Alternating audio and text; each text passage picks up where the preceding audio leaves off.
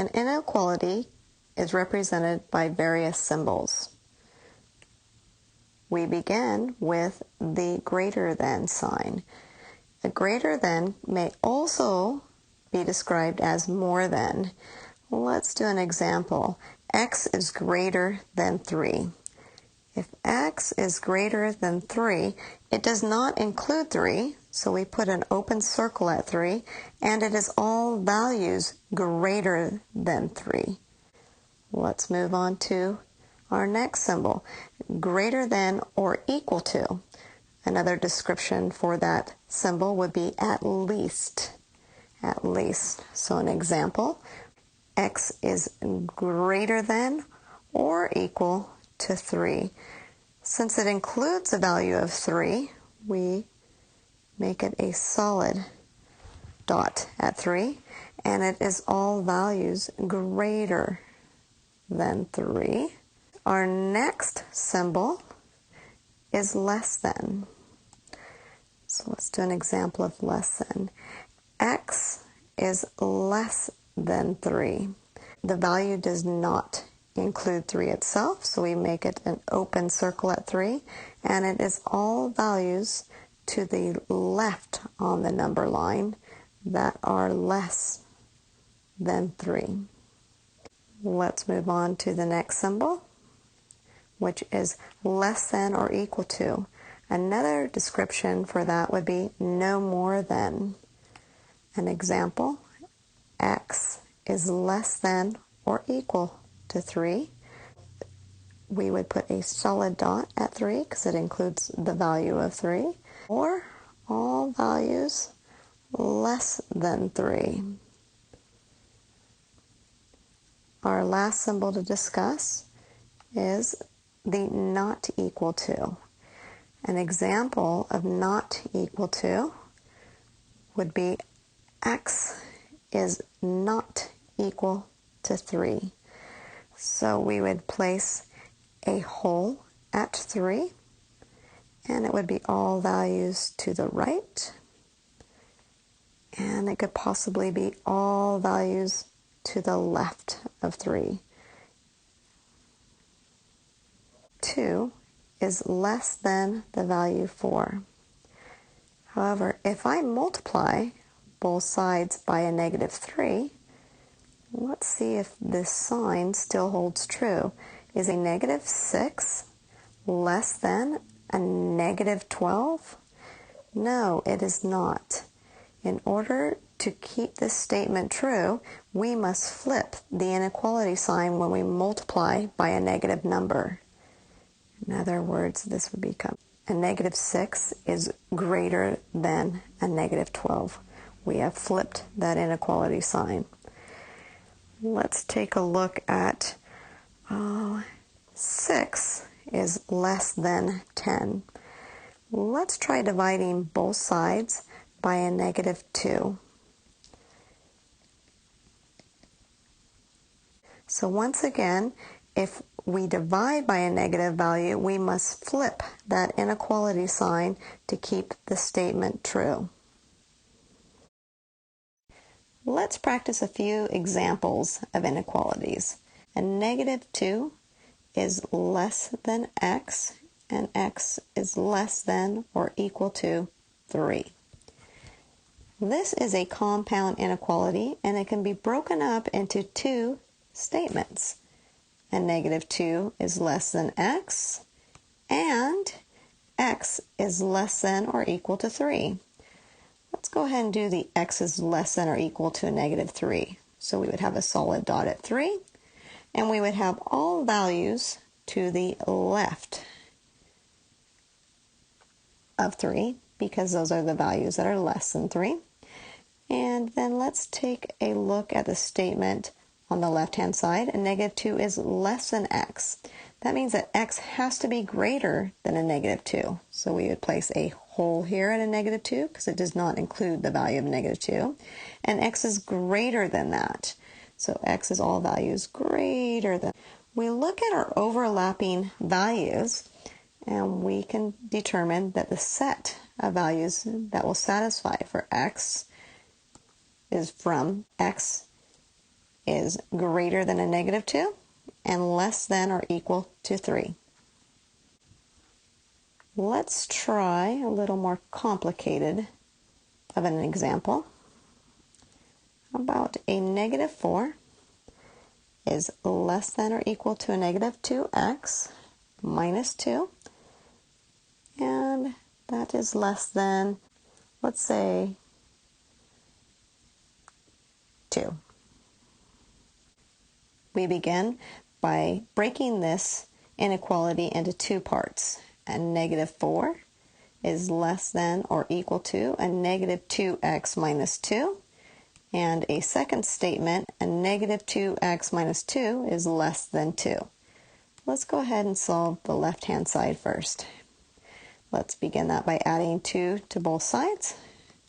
And we get a negative 2 is less than or equal to a negative 2x. Next, we would divide both sides by a negative 2. And we would get 1.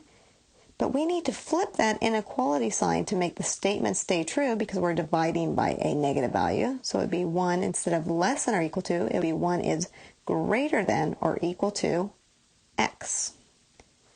So let's go ahead and draw that, a solid dot at 1 because it includes the value of 1. And x is all values less than or equal to 1. So let's go ahead and draw that on our number line. Next, let's go ahead and solve the right-hand side. So we have a negative 2x minus 2 is less than 2.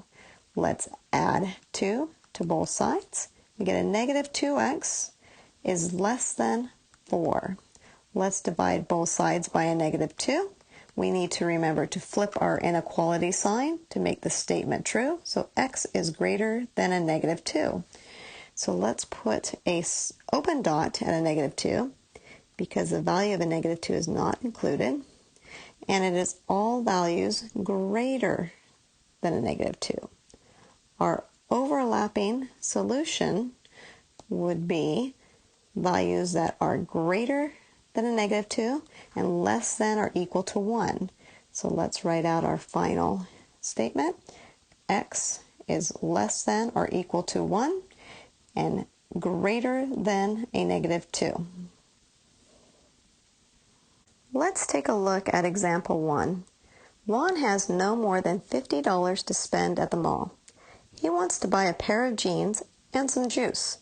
If the sales tax on the jean is 4% and the juice with tax costs $2, what is the maximum price of jeans Juan can afford? We know that the juice costs $2, including tax. We know that the pair of jeans is going to cost jeans plus a 4% sales tax on the price of jeans. And we know that he can spend no more than $50. And what he purchases on the left-hand side must stay less than or equal to $50. He cannot spend more than $50. So we would have the pair of jeans plus the 4% sales tax on the pair of jeans plus the $2.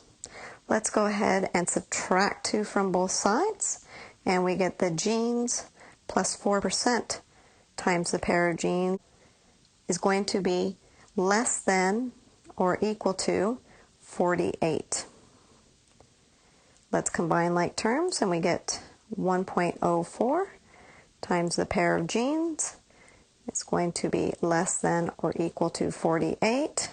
Let's divide both sides by 1.04 to isolate the variable j, which represents the price of a pair of jeans. So jeans must stay less than or equal to 48 divided by 1.04, which is equal to $46.15. Example 2. Alexis is saving to buy a laptop that costs $1,100. So far, she has saved $400. She makes $12 an hour babysitting. What's the least number of hours she needs to work in order to reach her goal? Let's begin this problem by writing down our known quantity. So Alexis has saved $400. We know that she makes $12 every hour. So 12 times each hour that she works will give a total of how much she has earned. She needs at least $1,100. So let's go ahead and try to come up with an algebraic equation to fit this verbal question. Okay, so on the right-hand side, let's place the $1,100.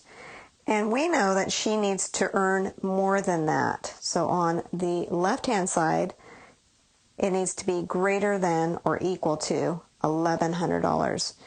So she's already saved $400, and she is going to make $12 for every hour she works. Let's begin to solve this inequality by subtracting 400 from each side using the subtraction property of equality. So we would have 12H now needs to be greater than or equal to $700. Next, we divide both sides by 12 using the division property of equality. And we get H needs to be greater than or equal to 58.33 hours. Well, a more practical answer might be that she needs to work at least 58.5 hours. Example 3. A radio station is giving away 40 concert tickets. The station gives away 2 tickets every hour on the hour for a number of hours until there are at most 4 tickets left for a grand prize. If the contest runs from 11 a.m. to 1 p.m. each day, for how many days will the contest last? So let's start out with the knowns. The station has 40 tickets. However, it's going to have less 4 tickets because it needs to set those aside for a grand prize. So we need to take 4 tickets and set them aside for the grand prize, leaving the station with at most 36 tickets to give away. We also know that the station gives away 2 tickets every hour on the hour, beginning with 11 o'clock a.m. gives away 2 tickets. At 12 o'clock p.m. gives away another 2 tickets. And at 1 o'clock p.m. gives away another 2 tickets. For a total of 6 tickets each day.